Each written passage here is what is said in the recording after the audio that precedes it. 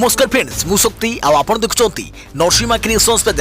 तो फ्रेंड्स आज वीडियो रे वर्तमान बड़ मुख्य खबर उपर नजर पकाइबा जहाँकि आपण माने समस्ते जानि रखिबा निहाती दरकार। तेबे कोन रही आज वीडियो रे वर्तमान बड़ मुख्य खबर आपण माने जानिबा पई वीडियो को शेष पर्यंत देखंतु जहाँद्वारा कि आपण माने डिटेल्स इंफॉर्मेशन पाई परिबे। एवं फ्रेंड्स ता पूर्व ए वीडियो गोटे लाइक करंतु जदि पारुछंती आपनकर सांग साथी मानकु वीडियो को शेयर करनतु। जदि फ्रेंड्स आपण माने आमो चैनल ले नुआ ही वीडियो देखुछंती पूर्व केबे भी हमरो चैनल को सब्सक्राइब करनाती तबे निहाती चैनल को सब्सक्राइब करे सहित पाखे आस्तुवा बेल आइकन को बजाय रखतातु। तो फ्रेंड्स नंबर 1 रे रहिछि व्यापुची कोरोना ठु भी भयंकर भूताणु। केवल जून मासरे काजाकिस्तान रे गलानी 600 रु अधिक जीवन। कोरोना को नहीं एबे सारा विश्व चिंतित केमिति एही महामारी कबलरू रक्षा पाई हेबो से नै बद्ध चेष्टा जारी रहिछि। तेबे कोरोना महामारी रु लोके केमिति बचिबे से नै कोनोसी प्रतिषेधक आसी नथिबा बेले आउ एक अजଣା रोग सामना को आसीछि जहाँकि कोरोना ठारू भी अधिक शक्तिशाली एवं भयंकर बोली कुआ जाउछि। CNN रो एक रिपोर्ट अनुसार काजाकिस्तान रे एक नुआ एवं अज्ञात भूताणु व्यापीबारे लागिछि जहाँकि कोरोना ठारू अधिक घातक बोली जना पड़िछि। मध्य एशिया देश काजाकिस्तान रे व्यापुथुवा रोग रे प्राय 1700 लोकंक जीवन गलानी। काजाकिस्तान रे थिबा चीन दूतावासक कहवा अनुसार जून मासर मध्य सुधा एही रोगर अनेक मामला सामना को आसिलानी जहाँकि दिनकु दिन बढ़िबारे लागिछि। केवल एही रोग रे लोक आक्रांत होउछंती ता नुहे अजଣା निमोनिया रे केवल जून मासरे प्राय 628 लोकंक जीवन गलानी जेउथिपाई एही अजଣା भूताणु जनित रोग को कोविड-19 ठारू अधिक घातक बोली कुआ जाउछि। देखा परवर्ती खबर प्रथमे विवाद परे बंधुता जाउछि चालू चाइना एबे शांति चाउछि सीमारे संघर्ष करुवा ड्रैगन सेना। प्रथमे विवाद परे बंधुता जाउछि चालू चाइना सीमारे संघर्ष करुवा ड्रैगन सेना एबे शांति चाउछि। भारत रे अवस्थापित चीन राष्ट्रदूत सुन ओडेंग कहिसंती जे भारत और चीन परस्पर शत्रु हेबा बदल रे परस्पर सहयोगी हेबा उचित। दुई देश मध्य उत्तेजना बदल रे शांति रहिबा आवश्यक। प्राय 2000 रु अधिक वर्ष धरी भारत और चीन शांतिपूर्ण सहावस्थान करि आसिचंती।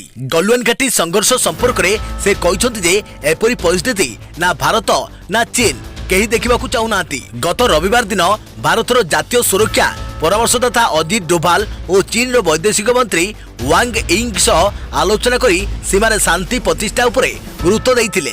सीमारे उत्तेजना ह्रास करी यथा स्थिति बजाय रखिबाकू उभय पक्ष राजी होइतिले। एही बुझामणा को भित्ति करी चीन निज सेना को फेराई लेछि। दुई देश मध्य थिबा सीमा विवाद जटिल और संवेदनशील रहिछि किंतु आमको शांतिपूर्ण भावे बसी एहार एक ग्रहयोग्य समाधान बाहर करबाकू हेबो।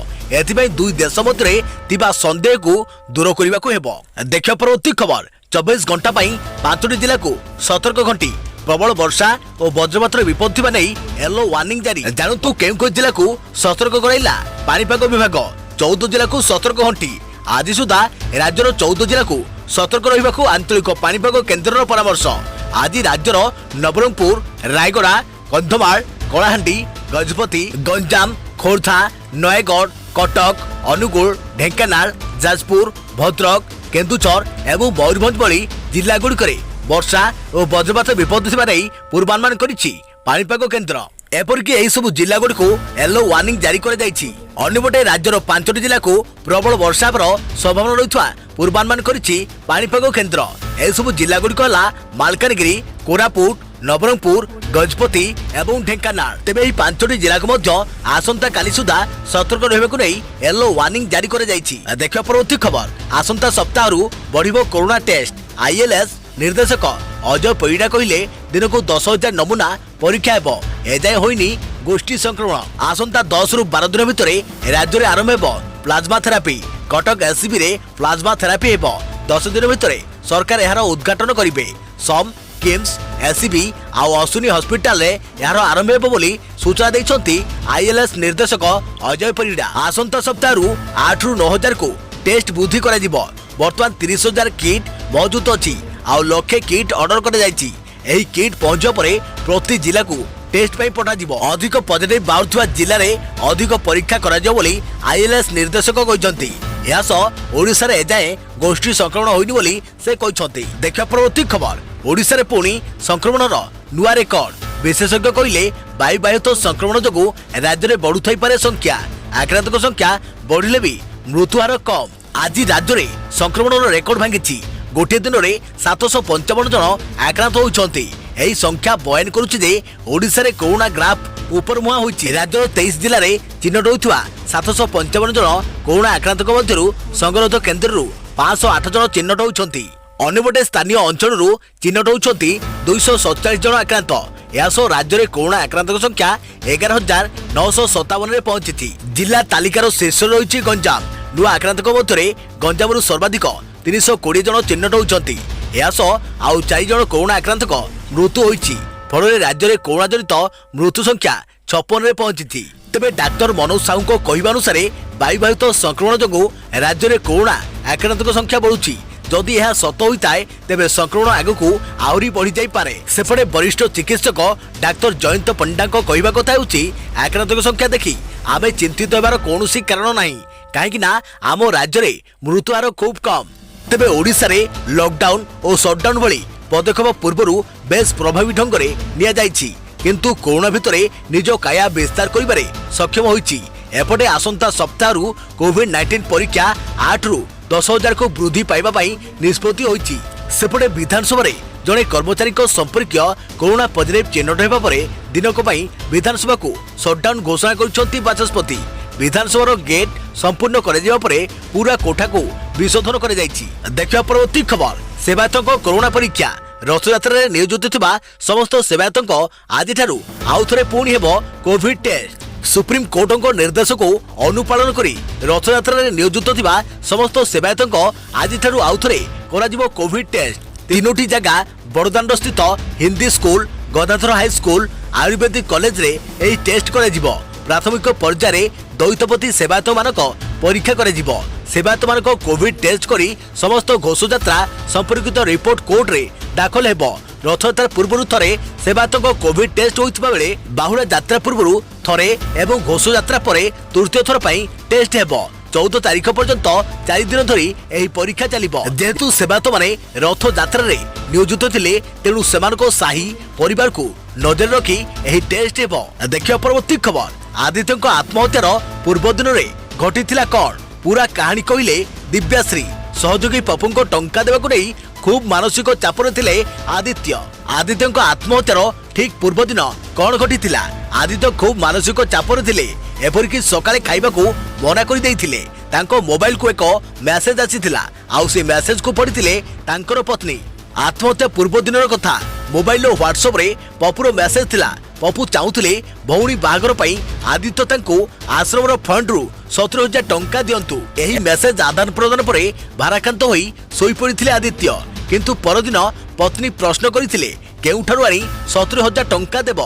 ଦିବ୍ୟାଶ୍ରୀ ଏହି ପ୍ରଶ୍ନ ଉଠାଇବାର କାରଣ ଥିଲା ସେ ଥରେ ଆଦିତ୍ୟଙ୍କୁ 50,000 ଟଙ୍କା ମାଗିଥିଲେ, କିନ୍ତୁ ଆଦିତ୍ୟ କହିଥିଲେ ଆଶ୍ରମ ଫଣ୍ଡରେ ହାତ ମାରିବାର ପ୍ରଶ୍ନ ଉଠୁନାହିଁ, ଲୋକଙ୍କ ଦାନରେ ଏହି ଫଣ୍ଡ କରାଯାଇଛି। ଆଦିତ୍ୟ ଏଥିରୁ ବ୍ୟକ୍ତିଗତ କାରଣ ପାଇଁ କେବେ ଟଙ୍କା ଉଠାଇବାକୁ ଚାହୁଁନଥିଲେ। ଏହି ଟଙ୍କାରେ ଆଶ୍ରମ ପାଇଁ ଏକ ଜମି କିଣିବାକୁ ଚାହୁଁଥିଲେ ଆଦିତ୍ୟ, କିନ୍ତୁ ପପୁ ଏହି ଟଙ୍କାରୁ 70,000 ଟଙ୍କା ନେବାକୁ ଚାହୁଁଥିଲେ। କିନ୍ତୁ ବାହାଘର ବେଳେ ବାଧ୍ୟ ହୋଇ ଆଦିତ୍ୟ ନିଜେ 50,000 ଟଙ୍କା ଏହି ଫଣ୍ଡରୁ ନେଇଥିଲେ। ଏକଥା କେବଳ ଟ୍ରେଜେରର ପପୁ ଜାଣିଥିଲେ। ଆଉ ଏବେ ପପୁକୁ ଟଙ୍କା ନଦେଲେ ନିଜେ 50,000 ଟଙ୍କା ନେବା କଥା ପ୍ରଚାର କରିଦେବ ବୋଲି ଆଦିତ୍ୟଙ୍କ ମନରେ ଭୟ ଥିଲା ଏବଂ ଏହା ତାଙ୍କ ମର୍ଯ୍ୟାଦାରେ ଆଞ୍ଚ ଆଣିବ ବୋଲି ଦୁଃଖୀ ହୋଇଯାଇଥିଲେ। ଆଉ ଆଦିତ୍ୟଙ୍କ ମନରେ ଏହି ଭୟ ବି ଥିଲା ଯେ ପପୁ ଟଙ୍କା ନେଇ ଫେରାଇ ପାରିବେ ନାହିଁ। ପପୁ ଆଶ୍ରମ ଫଣ୍ଡର ଟ୍ରେଜରର ପପୁଙ୍କ କହିବା କଥା ହେଉଛି 70,000 ଟଙ୍କାର ଚାପ ଏକ ଛୋଟ କାରଣ ଯାହା ପାଇଁ ଜଣେ ଆତ୍ମହତ୍ୟା କରିପାରିବ ନାହିଁ। ସୋସିଆଲ ମିଡିଆରେ ଖୁସିର ସୂତ୍ର କହୁଥିବା ଏହି ସମାଜସେବୀଙ୍କ ପାଇଁ ନିଜର ଆତ୍ମସମ୍ମାନ ଓ ସ୍ୱାଭିମାନ ବୋଧହୁଏ ବହୁତ ଗୁରୁତ୍ୱ ରଖୁଥିଲା। ଏଥିରେ କୌଣସି ଆଞ୍ଚ ଆଣିବାକୁ ଚାହୁଁନଥିଲେ ଆଦିତ୍ୟ। ତେବେ ଆତ୍ମହତ୍ୟା ପଛରେ ପ୍ରକୃତରେ କଣ କାରଣ ରହିଛି ତାହା ପୁଲିସ ତଦନ୍ତ ପରେ ସ୍ପଷ୍ଟ ହୋଇଯିବ। ଦେଖିବା ପରବର୍ତ୍ତୀ ଖବର, ସତ୍ୟବାଦୀରେ ଘରୋଇ ନର୍ସିଂ ହୋମ ସେଲ୍ କୋଭିଡ-19 ନିୟମ ଉଲ୍ଲଂଘନ କରିବା ଅଭିଯୋଗରେ ଶୁକ୍ରବାର ଜିଲ୍ଲା ଜନସ୍ୱାସ୍ଥ୍ୟ ବିଭାଗର ସୁପରିଟେଣ୍ଡେଣ୍ଟ ଇନଚାର୍ଜ ଡକ୍ଟର ବିରାଜ ଶଙ୍କର ରଥଙ୍କ ନେତୃତ୍ୱରେ ଏକ 4 ଜଣିଆ ଟିମ୍ ସତ୍ୟବାଦୀ ସ୍ଥିତ ଗୋପୀନାଥ ନର୍ସିଂ ହୋମରେ ଚଢ଼ାଉ କରିବା ସହ ସିଲ୍ କରିଦେଇଛନ୍ତି। ଯାଞ୍ଚ ସମୟରେ ନର୍ସିଂ ହୋମ କର୍ତ୍ତୃପକ୍ଷ ଉପଯୁକ୍ତ ରେଜିଷ୍ଟ୍ରେସନ ସାର୍ଟିଫିକେଟ୍ ଓ ଆବଶ୍ୟକୀୟ ଡକୁମେଣ୍ଟ ଦେଖାଇ ପାରିନଥିଲେ ଓ ଗତ 6 ତାରିଖରେ ଉକ୍ତ ନର୍ସିଂ ହୋମରେ ସ୍ୱାସ୍ଥ୍ୟ ବିଭାଗର କରୋନା ସମ୍ବନ୍ଧୀୟ ନିର୍ଦ୍ଦେଶାବଳୀକୁ ଉଲ୍ଲଂଘନ କରି ଜଣେ କରୋନା ପଜିଟିଭ ବ୍ୟକ୍ତିଙ୍କ ଅସ୍ତ୍ରୋପଚାର କରାଯାଇଥିଲା ବୋଲି ଅଭିଯୋଗ ହୋଇଥିଲା। ଆଜି ପ୍ରଶାସନ ଦ୍ୱାରା ଏହି ନର୍ସିଂ ହୋମକୁ ସିଲ୍ କରିବା ସହ ଏହି ନର୍ସିଂ ହୋମ ପରିଚାଳକ ବିରୋଧରେ ଦୃଢ଼ କାର୍ଯ୍ୟାନୁଷ୍ଠାନ ଗ୍ରହଣ କରାଯାଇଛି। ଏହି ସମ୍ବନ୍ଧରେ जांच दल तरफ स्थानीय थाना रे एक एतला मध्य दिया जायछि। समस्त कर्मचारी को क्वारंटाइन को पठाजिवा सह कांटेक्ट ट्रेसिंग जारी रहिछि। नर्सिंग होम सील बेले सत्यवादी तहसीलदार तथा एग्जीक्यूटिव मजिस्ट्रेट एवं स्थानीय जयपुर पंचायत सरपंच उपस्थित थिले। देखियो परवर्ती खबर घोषणा हैला ओडिशा साहित्य एकाडेमी पुरस्कार। जानतु एथरो केउ माने पुरस्कृत हेबे। शेष में बहु प्रतीक्षार अंत घटी।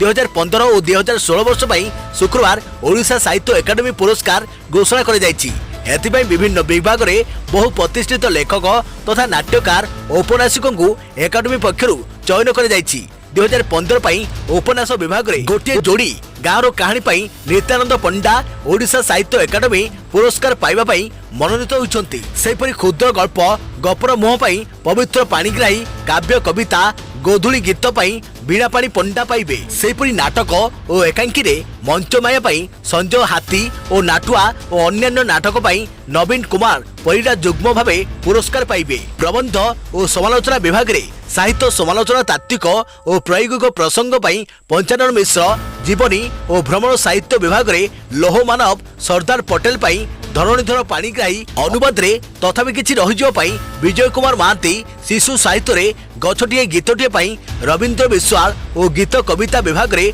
प्रति पलक रे तुमे पाई मनोज महांती पुरस्कार पाइबे। सेहिपरि 2016 पाई उपन्यास रे आंबा पाई लक्ष्मीप्रिया आचार्य क्षुद्र गल्प रे रमको मारिबार 5टी उपाय पाई देवदास छोटराय काव्य और कविता विभाग रे फेरंती घर पाई भगवान जय सिंह नाटक और एकांकिकारे आत्मलिपि और अन्यान्य पाई फकीर सिंह प्रबंध और समालोचना विभाग रे आलोचना प्रसंग पाई प्रसन्न कुमार स्वाई पुरस्कार पाइबाकू मनोनीत होइछन्ति। शुक्रवार ओडिशा साहित्य एकाडेमी सभापति हरिहर मिश्र अध्यक्षतार कार्यकारी परिषद बैठक अनुष्ठित होइतिला। एथिरे 2015 और 2016 वर्ष पाई ओडिशा साहित्य एकाडेमी पुरस्कार चूड़ांत फलाफल घोषणा कर जायछि। कार्यकारी परिषद ओडिया साहित्यर 9टी विभाग पाई पुस्तकर लेखकों को पुरस्कृत करने निमंते नाम घोषणा करिसंती। देखिया परवर्ती खबर मोदी सरकार वृद्धि कले एही 3टी डेडलाइन। कोटी कोटी लोकों को नवेम्बर पर्यंत गत दिन में कोरोना संकट को दृष्टि रखी केंद्र सरकार 3टी गुरुत्वपूर्ण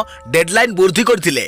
जो 3टी कार्यर अंतिम तारीखर अवधि वृद्धि करचंती सेथिरे आपनक आर्थिक गतिविधि सह संबंधित अर्थात यार फायदा आपन को मिलवा को जाउची। सरकार को महत्वाकांक्षी उज्ज्वला योजना 7 कोटी अधिक लाभार्थी को मागणार सिलिंडर देवा सुविधा सेप्टेम्बर पर्यंत बढ़ाई।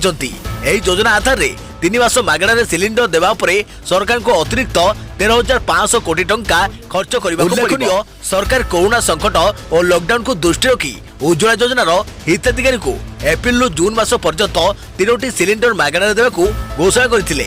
उज्ज्वला योजना आधार रे देशर गरीब परिवार महिला मान नाम गैस संजोग आवंटन कर अगस्ट पर्यंत किस्ती देवे सरकार। केंद्र सरकार अगस्ट पर्यंत जो कंपनी कर्मचारी संख्या 100 रु कम रही एवं जहाँ को वेतन 15,000 टंका कम रही से कर्मचारी को पीएफ पैसा सरकार अगस्ट पर्यंत बहन करेंगे। एथिरे नियुक्तिदाता को फायदा हेबो। उल्लेखनीय केंद्र सरकार लॉकडाउन आरंभ हेबा परे एप्रिल एही सुविधा देई आसुछंती। सरकार को एही निष्पत्ति रे 3.67 लाख नियुक्तिदाता एवं 72.22 कर्मचारी को फायदा मिलिबो। नवेम्बर पर्यंत मागଣା राशन प्रधानमंत्री गरीब कल्याण अन्न योजना आउरी 5 मास जुलाई रु नवेम्बर पर्यंत वृद्धि कर जायछि। या फल रे देशर प्राय 81 कोटी लोकों को आगामी 5 मास जुलाई रु नवेम्बर पर्यंत 5 किलो चाउल किंबा गहम एवं 1 किलो चना मिलिबो। देखियो परवर्ती खबर रत्न सिंहासन रु पत्थर गायब घटना मरामती पूर्व फोटो दाखल कला एएसआई। श्रीमंदिर रत्न सिंहासन रु गोटे पद्म पाखुड़ा पत्थर गायब अभियोगर तदंत करा जाउछि। मंदिर प्रशासन अनुरोध क्रमे शुक्रवार मरामती पूर्व फोटो दाखल करिछि भारतीय प्रत्नतत्व सर्वेक्षण संस्था। 2014 रु 2020 पर्यंत रथयात्रा समय रत्न सिंहासन मरामती समय 30 गोटी फोटो दाखल करा जायछि। रत्न सिंहासन रे चारमाल बंधा जायथिबा समय फोटो उठा जायथिबा जणा पड़िछि। शनिवार सेगुड को जांच करा जिवो। मरामती समय पद्म पाखुड़ा पत्थर थिला कि नाही से संपर्क में तथ्य संग्रह करिबो तदंत कमिटी। रत्न सिंहासन गोटे स्थान में पत्थर कड़ा जायथिबा सिमेंट पलस्त्रा करा जायथिबा प्राथमिक तदंतर जणा पड़िछि। तेबे केबे पत्थर कड़ा जायछि से नहीं निर्दिष्ट तथ्य एपर्यंत जणा पड़ी नाही। जड़े सेवक इप्सित प्रतिहारी अभियोग को भित्ति करी तदंत आरंभ होइतिला।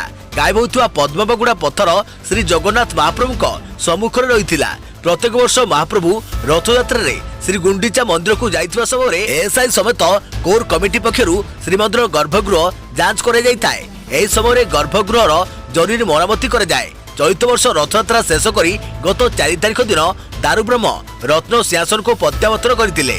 या परे पद्मपाखुड़ा पत्र गायब अभियोग आसीथिला। यार तदंत पई परिचालना कमिटीर 3 जन सभ्यों समेत जड़े कार्यनिर्वाही जंत्री प्रशासन एवं एएसआई रो 2 जन अधिकारी को नहीं कमिटी गठन कर जाइछि। एएसआई पक्षरु शुक्रवार दाखल कर फटोगुड़ी को जांच कर अभियोगर सत्यता जना पड़िबो बोली जड़े अधिकारी प्रकाश करिसंती। देखिबा परवर्ती खबर ट्राइब्यूनाल रे महानदी जल विवाद शुणाणी। आज महानदी जल विवाद ट्राइब्यूनाल रे मामलार शुणाणी पूर्व उभय ओडिशा और छत्तीसगढ़ तरफ इश्यू फ्रेम पाई जोर दिया जाय। आज इमेल माध्यम रे ओडिशा और छत्तीसगढ़ तरफ जणाई दिया जायछि जे ट्राइब्यूनाल को पूर्व निर्देश मते अनुष्ठित बैठक रे प्रसंग इश्यू निर्धारण बाबद रे कौनसी सहमति होई पारि नाही। एणिके ट्राइब्यूनाल मामलार विचार करी जल विवाद प्रसंग निर्धारण करने को इमेल रे अनुरोध कर जाय। शनिवार वीडियो कॉन्फ्रेंसिंग जरिए प्रस्तावित ट्राइब्यूनाल शुणाणी रे उभय राज्य सरकार इश्यू फ्रेम पाई जुक्ति उपस्थापन करने संभावना रही। सेहिभଳି अंतर्राज्य जल विवाद आईन 1956 धारा 9 अनुଯାयी केंद्रीय जल आयोग केंद्रीय भूतल जल बोर्ड और भारतीय पाणीपाग विभाग ठारू तथ्य मगाजिबो कि नहीं छत्तीसगढ़ सरकार तरफ आगत 2टी आवेदन एवं ओडिशा सरकार तरफ आगत गोटी आवेदन विचार करिबे ट्राइब्यूनाल। एही मामला रे जड़ित बहु गुरुत्वपूर्ण तथ्य और रिपोर्ट केंद्र सरकार विभिन्न मंत्रालय पाखरे उपलब्ध रही बोली उभय सरकार ट्राइब्यूनाल को आवेदन जरिया जणाइछंती। देखिया परवर्ती खबर खूब शीघ्र आसुची पहाड़ी गेंडा फुल। किछि मास तले रिलीज होइतबा गेंडा फुल बेस दर्शकों आदृति पाइथिला। यूट्यूब रे पाखापाखि 42 कोटी अधिक थर यहां देखा जाइतिला। आउ एबे एही गीतर पहाड़ी वर्षन दर्शक देखिबा को पाइबे। एथर उत्तराखंडर 2 गायक देसी स्पर्श दैछंती। गरुवाली भाषा रे एही गीतर शब्द संयोजन करा जाइथिबा बेले उत्तराखंडर 2 जण कंठशिल्पी प्रियंका मेहर एवं रंगपाज ओरफ मायंको राउत को देखिबा को मिलिबो। प्रियंका मेहर कहते एही गीत गरुवाली भाषा रे प्रस्तुत करा जायछि। गीतरे शब्दर अर्थ समान थिबा बेले केवल भाषा बदलछि। नुआ गीतरे एथर जैकलिन फर्नांडिस नजर आसबे नाही किंतु प्रियंका एवं रंगपाज को देखिबा को मिलिबो। एठारे सूचना थाउ कि एही संस्करणर प्रथम वर्षन रे रैपर बादशाह और जैकलिन फर्नांडिस नजर आसीथिले। देखा परवर्ती खबर नेपाल रे प्रबल वर्षा और भूस्खलन जोगु 40 रु अधिक जनकर मृत्यु। नेपाल में प्रबल वर्षा जोगु बन्या परिस्थिति सृष्टि होइछि। गत 24 घंटा मध्य नेपाल विभिन्न जिले में वर्षा जनित बन्या एवं भूस्खलन हेतु 40 रु अधिक लोकंकर मृत्यु घटिछि। नेपाल सिंधुपाल्चोक जिले में बन्या जोगु अति कम 2 जनकर मृत्यु घटिछि। पुलिस दैथिबा सूचना मुताबक नेपाल एवं चीन मध्य थिबा तत्वपाणी झांगुमो सीमा को संजोग करुवा रास्ता मध्य बन्या और भूस्खलन जोगु क्षतिग्रस्त होइछि। सेहिपरि बाराहबिसे नगरपालिका अंचल रे प्राय 14 जन निखोज अछंती। सेहिपरि भोटेकोसी म्युनिसिपालिटी रे मध्य 2 जन निखोज होई जाइछंती। जेहेतु निखोज व्यक्ति संख्या बढ़ुची तेणु मृतकों संख्या बढ़ी पारे बोली आशंका करा जाउछि। सेहिपरि नेपालर राजधानी काठमुंडा को चीन सीमा सहित संजोग करुवा आरानी को राजपथ मध्य एही वर्षा जोगु क्षतिग्रस्त होइछि। देखिबा परवर्ती खबर सेप्टेम्बर सुधा नुआ मजूरी कोड मिलिबा संभावना। 8 घंटा काम करी ठीक समय दरमा पाइबे कर्मचारी। केंद्र मोदी सरकार श्रम संस्कार पाई नेथिबा पदक्षेप को आसंता सेप्टेम्बर रु कार्यकारी करि पारंती। श्रम मंत्रालय पक्षरु सरकारी गेजेट रे ए संक्रांत चिट्ठा नियम गत 7 तारिख रे प्रकाश कर जाई सार्वजनिक कर जाईछि। एहा उपरे लोकमानकु सेमानको मतामत देबा लागि 45 दिन समय प्रदान कर जाईछि। मतामत मिलिया परे सब किछि ठीक रहिले याकु सरकार कार्यकारी करिबा आशा रहिछि। नुआ मजूरी कोड अनुसार दैनिक कार्य समय 8 घंटा रहिबो। कर्मचारी मानक ठीक समय से पाउना मिले सहित उभय शिल्प संस्था और कर्मचारी उपकृत होगा भली अनेक व्यवस्था नुआ कोड रही। वेतन सहित विधेयक 2019 को गत वर्ष जुलाई 30 तारिख में लोकसभा मंजूरी मिलता बेले अगस्ट 2 तारिख में यह राज्यसभा गृहीत होता। एथिरे श्रमिक मानक सर्वनिम्न वेतन नियम लागू करा जिबा सहित विलंब वेतन मिलवा संक्रांत समस्यार समाधान व्यवस्था रही। यह बिल कार्यकारी हेले देश में 50 कोटी श्रमिक उपकृत हेबे बोली संसद में श्रम मंत्री संतोष गंगवार वक्तव्य रखिथिले। तो फ्रेंड्स आज खबर को एठी रखिबा पुणी देखाबो आगामी एक नुआ वीडियो रे। से पर्यंत थैंक यू, टेक केयर, जय जगन्नाथ, जय भारत।